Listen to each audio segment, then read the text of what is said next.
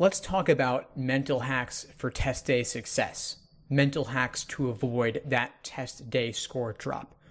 We've already talked a little bit about meditation.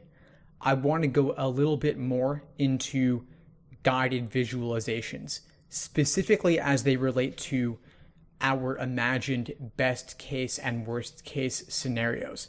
A lot of times, it turns out that our concerns are not nearly as bad as we thought they would be, and articulating them fully will help us feel more in control and less overwhelmed, help us focus on the positives. And ironically, that starts with writing down all your worries, all your concerns, and thinking them through. So let's, for example, ask the question, what happens in 3 to 5 years if I get my desired score, parentheses, on this LSAT administration? We've got to lower the stakes here, because sometimes we think so much about what will happen if we don't get a good score, and we limit our scope to this exam, when in reality, this specific test is not everything. Obviously, the LSAT is important, but only the highest test score counts. And furthermore, even if you did not get a good LSAT score, period, you would still be okay. Going back to that question, what happens 3 to 5 years from now? A funny thing happens.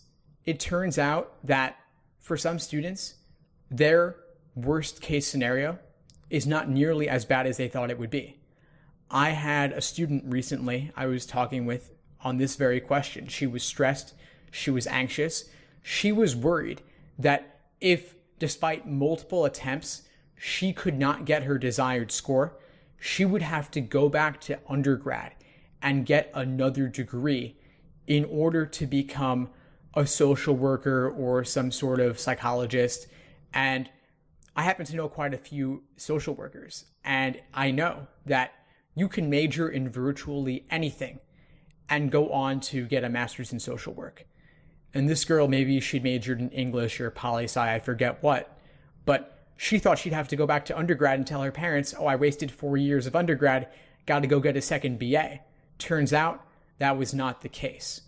And so once we removed the stress around getting a great LSAT score overall, we could then move on to reducing the stakes of this particular LSAT exam, because retaking is more common than ever, and having to study for another retake or having to apply later in the cycle matters much less than it ever used to before. So really, there is no need to worry about placing all the stakes on this one test. You can go out there and treat test day just like another practice test that just happens to be administered with a proctor. You could even register for the next LSAT exam so that you know you have a backup already laid out for yourself. And that helps keep a bit of perspective, realizing that this one exam is not the only one. You want to do well on any given test you take, of course, but it's not life or death. And there's a funny thing you can do, which is simply to visualize a successful test day for yourself. Imagine yourself, and you could do this just in your mind's eye. You could do it while you meditate. You could lay down, close your eyes, and actually imagine what the test center looks like. Picture the desks, picture the proctors, picture the other test takers, and walk through a successful test day experience for yourself. Actually imagine the other test takers, imagine the test booklet, the feel of the newsprint paper, the pencil in your hand, yourself successfully bubbling in correct answers smoothly, seamlessly, not getting bogged down, not second guessing yourself, everything just flowing really nicely. And you might say, well, that's nonsense. If that works, that's the placebo effect. But the funny thing is that the placebo effect works. That's the crazy thing about this.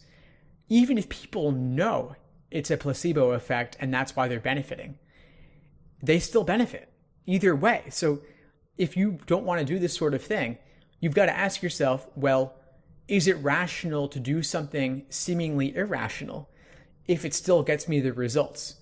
The placebo effect works, and so even if you're not into meditations or visualizations, you can't deny their benefits.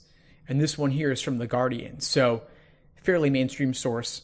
You could pretend, if you want, on the day of the exam that you're playing against your friend. Maybe your friend is taking the LSAT on the same day or not, but either way, make it a little bit competitive, make it a little bit of a game, and then you can reduce the importance you place on this crazy exam and avoid that fight or flight response, because after all, it is just a game. It is just another practice test. So those are some tips. We'll get more into simulating test day in future lessons, so stay tuned.